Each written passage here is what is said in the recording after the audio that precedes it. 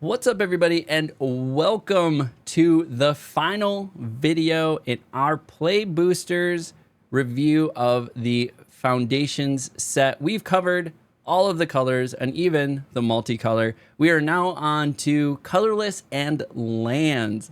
So we're going to take a look at all of the colorless cards and the new lands in the Foundations Play Booster set. So those are the sets that are going to be used for the limited format, so draft and sealed events that you may attend. And we're going to look at this a little bit differently than you may have reviewed in the past. If you have watched another set review with other players, pro players, they rate cards a little differently. I rate cards at a pretty standard scale. So a C is something like a 2-2 for 2 or a 3-3 for 3. And then keywords help it go up. Synergies help it go up. Over cost makes it go down. The value's not there. It's too hard to synergize with. Will make it go down. And keeping in mind, the perspective that we're looking at is somebody that started playing Magic competitively in the summer of 2024. In that time, I have made a declaration that I'm trying to qualify for the Magic the Gathering Pro Tour in the next 5 years. And making some progress. I've already got 2 RC invites for Portland and Charlotte coming up in the beginning of 2025. But drafting is definitely one of my weakest skill sets and something I had never done before this summer. So this is in part for me to learn, but this is also in part to be entertaining. So hopefully you will have a chance to see the new cards, put this on in the background, get a chance to review the new cards yourself, as well as get another guy's opinion on how he feels about these cards. And then for me, I'm going to learn and try to be entertaining all at the same time, because this is my first time seeing all these cards that, of course, aren't reprints. So without further ado, let's go ahead and jump into the very first card that we're going to see. These are going to be organized in ascending or increasing CMC and ascending or increasing rarity, however you want to say it. So we're going to start off with Quick Draw Katana at 2 CMC, or it's just 2 colorless. Artifact equipment at common, and that's during your turn, equipped creatures get +2/+0 and has first strike, and it is an equip 2 cost. So getting first strike and +2/+0 is and it's an equip 2, so it's not going to equip as soon as it enters. So essentially you have to pay 4 for this. I would say that's tough. That's like a C-. It's a decent equipment. Like if you're playing an equipment commander deck, like it's a decent equipment. But I would put it at like a C-. It's a little pricey. Next up is Gold Vein Pick. I do believe this is a reprint. I've seen this card before. It's a 2 colorless artifact equipment. Equipped creature gets +1/+1 whenever equipped creature deals combat damage to a player. Create a treasure token and equip 1. I would say this is really good. This is like a C+, B-, maybe B territory. If you're building a commander deck that needs a bunch of like tokens and stuff, this goes up, obviously. But if you're looking at a draft format, this would be in that C+, B- territory. Next up is Campus Guide. It's 2 colorless. It's an artifact creature golem. It's a 2/1. When this creature enters, you may search your library for a basic land card, reveal it, and then shuffle and put that card on top. The fact that it's not going into your hand and that you are grooming your library at that point, but you're like kind of wasting a draw because you know what that's going to be. That's tough. I'm going to put it at C-. Gleaming Barrier, 2 colorless. It's an artifact creature wall. It's an 0/4 defender, and when this creature dies, create a treasure token. I'll take a 2 CMC 0/4 defender that gives me a token if it dies. Yeah, let's do that. Like B-, B. Like it's solid. I like it. Adventuring Gear is a 1 colorless artifact equipment. It's landfall. Whenever a land you control enters, equipped creature gets +2/+2 until end of turn and equip 1. So it's essentially a 2 cost equipment that gives something landfall. So I mean, it could scale with you. You could play this on turn 2, put it onto like a 1/1, and then turn 3 you drop a land, and now that 1/1 becomes a 3/3. I think it's pretty solid, like a C plus, B minus territory. Fishing pole is a 1 colorless artifact. This moves us from, actually, adventuring gear was our first uncommon. Fishing pole is our second uncommon here. It's a 1 colorless artifact equipment. Equipped creature gets pay 1, tap fishing pole, put a bait counter on fishing pole. Whenever equipped creature becomes untapped, remove a bait counter from this equipment. If you do, create a 1/1 blue fish. Like, this is just so complicated to get working. And equip 2 costs, like, it's going in like the C minus territory, maybe D plus territory. It's fun for the story. You know, it's for the record books. Like, it's really interesting. Equipped creature has pay 1, tap fishing pole, put a bait counter on fishing pole. So wait, you're not tapping.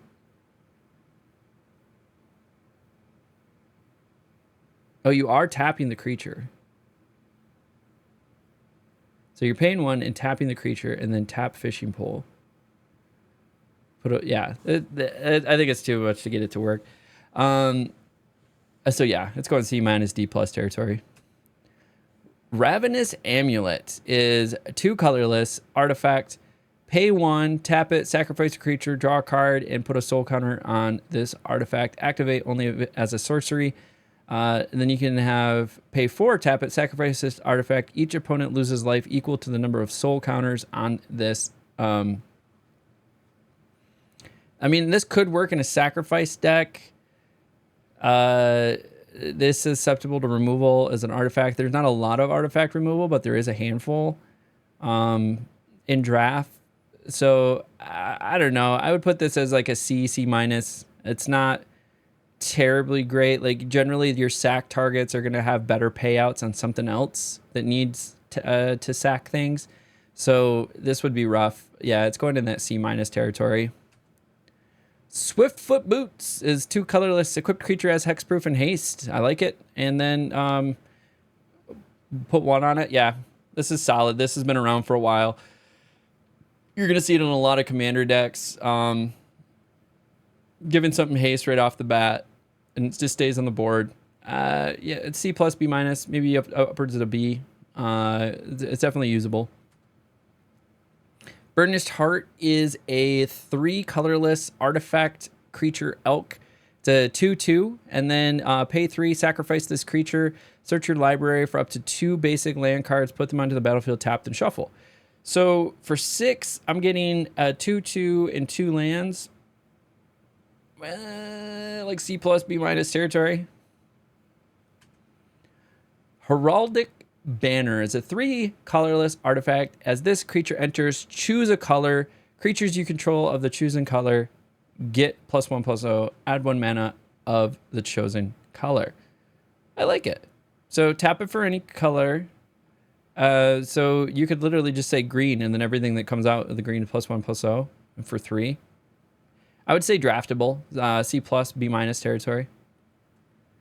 Next up is Juggernaut, 4 colorless. Artifact creature, Juggernaut. This creature attacks each combat. If able, this creature can't be blocked by walls, and is a 5/3 for 4.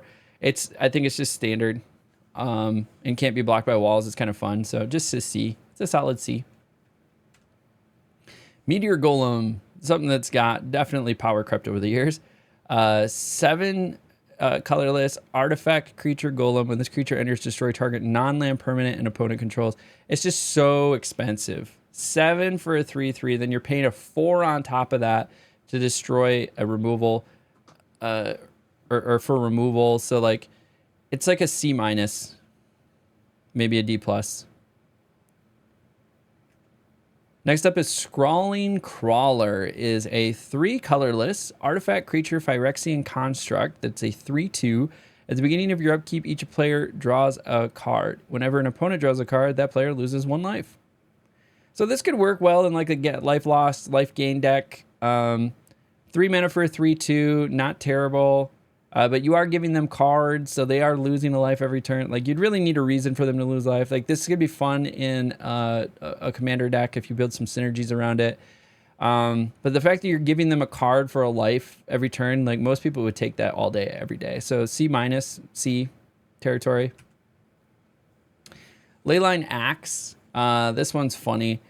Somebody was showing like a turn 2 win with this, but Leyline Axe is 4 colorless artifact equipment. If this card is in your opening hand, you may begin the game with it on the battlefield. Equipped creature gets +1/+1 and has double strike and trample, and then equip 3. So this is just too expensive to really be viable in draft. It's like a D plus territory, D in draft.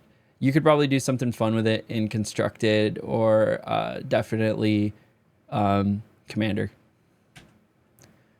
Solemn Simulacrum is a 4 colorless artifact creature golem 2/2. When this creature enters, you may search your library for a basic land card, put that card onto the battlefield, tap, then shuffle. When this creature dies, you may draw a card. Like, it's not terrible, but there's just so many better cards nowadays. Like, good old Solemn Simulacrum used to just be like insane from my understanding. Like, even back when I was like playing Commander off and on, I knew about this card. But it's still solid in draft. Like, for 4, I'm getting a land, a guaranteed land onto the battlefield, and a 2/2. And then if it dies, I get to draw a card. I mean, I would take it as a body for sure. Get the land and then get the card draw for 4. So like, it's not super expensive. That if this was 5, I'd say just like don't even touch it. But at 4, it's draftable. It's draftable. So I would give it like a C, maybe a C minus. Banner of Kinship, 5 colorless artifact. As this artifact enters, choose a creature type. This artifact enters with a fellowship counter on it for each creature you control of the chosen type. Creatures you control of the chosen type get +1/+1. If you slap this bad boy down on an elf deck, it would be nuts. Or a goblin deck, nuts. Like any tribe deck, nuts. Like knights, nuts. Like mice, nuts. Squirrels, nuts. Like I should put this in my squirrel deck. Like, this is insane. This is great. So commander, tribe decks, like insane. Go get this card. Or if it's a reprint, there you go. I don't know. I don't know if it's a reprint. However, for drafting, this is a build around B, maybe a B plus in my opinion. Especially because you can make reliably an elf deck, reliably a knight deck, and reliably a goblin deck. I think dinosaurs might be too expensive. So this is a way to slap that down and just make all of those cards of that type insane. So build around B. Otherwise, avoid it if you're not a tribe deck. It's like an F if you're not a tribe deck. And then finally, one of my favorite cards. This was previewed, spoiled, whatever you want to call it. Sire of the Seven Deaths is 7 colorless. It's a creature, Eldrazi, 7/7, and it has 7 keywords. First Strike, Vigilance, Menace, Trample, Reach, Lifelink, and Ward. Pay 7 life. I absolutely am getting a copy of this, and it's going in my my Dominion deck. It's the T-Rex, the Indomitable Rex. I finally remembered its name. When you play it, you discard cards from your hand, and it gets all the keywords. This card's going in that deck. So I'm pretty stoked about this card. As far as Commander goes, hell yeah, sure, dude. This is an A plus, not an A plus, like B plus A minus territory. It's kind of expensive, but once it's out on the field, like, it's so hard to deal with. But the pay 7 life is something that a lot of people can get around, right? So you can still destroy it, but the thing's crazy. So I do believe that will bring us to the end of colorless. And now we're going to transition from colorless into the lands, as this will be sort of quick. The new lands that we're going to see, maybe they're not new lands. Again, I'm a newer player, so this might be reprints of older stuff. But we're going to see the life gain tap lands, dual lands. So we got Tranquil Cove. The format's going to stay the same. Enters tapped. You gain 1 life, and then you can add 1 color of each of the dual lands. So we have the white-blue. We have the red-white with Wind-Scarred Crag. I do like the art on that one. Bloodfell Caves. Swiftwater Cliffs. Ooh, this is fun. Those are like crystals, big old crystals. Thornwood Falls. I've seen a scene similar to this. Blossoming Sands. Dismal Backwater in our blue-black. Then we have Rugged Highlands in our red-green. Then we have Scoured Barrens in the white-black. And then we have Jungle Hollow in the black-green. And I believe that's it for the dual lands. And now, as far as some of the special lands that we have, I know Evolving Wilds, I think, is a reprint. Yeah, it's a reprint. Is a tap this, sacrifice this land, search your library for a basic land card, put it onto the battlefield, tap, then shuffle. So a nice little sack land. This can help for a double landfall trigger. So that's nice if you are trying to do any landfall synergies. So definitely draftable. Plus, it could just be a way to do some mana fixing, so you can go get that rarer land, that maybe the one that you splashed. So definitely grab that. Next up is Secluded Courtyard. As this land enters, choose a creature type. Add one colorless to tap this, or tap this for one colorless. And then you can tap this for add one mana of any color. Spend this mana only to cast a creature spell of the chosen type, or activate an ability of a creature source of the chosen type. So this is good for tribe decks. It could also be something that you name the splash. Right, so if you have a splash in there, you're like, all right, I'm going to name this just so I can cast a splash. Other than that, it's the colorless. Next up is Rogue's Passage, is a tap for one colorless, or you can pay for and tap this. Target creature can't be blocked this turn, which is really interesting. Are you going to play that in draft, though? Maybe if you're trying to get through. I don't know. I don't know if you play that in draft. You might skip that in draft.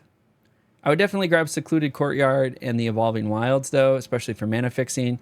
This might be a tough grab. Next up is the Soulstone Sanctuary. It's you can tap it to add colorless and then pay 4. This land becomes a 3/3 creature with vigilance, and all creature types, it's still a land. This is definitely playable in draft, especially if you have a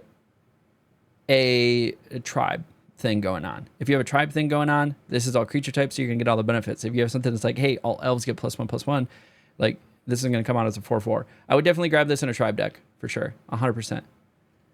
Awesome. So we have officially made it through the colorless and the lands in Foundations, thus completing all of the play booster cards that you're gonna run to in your limited matches.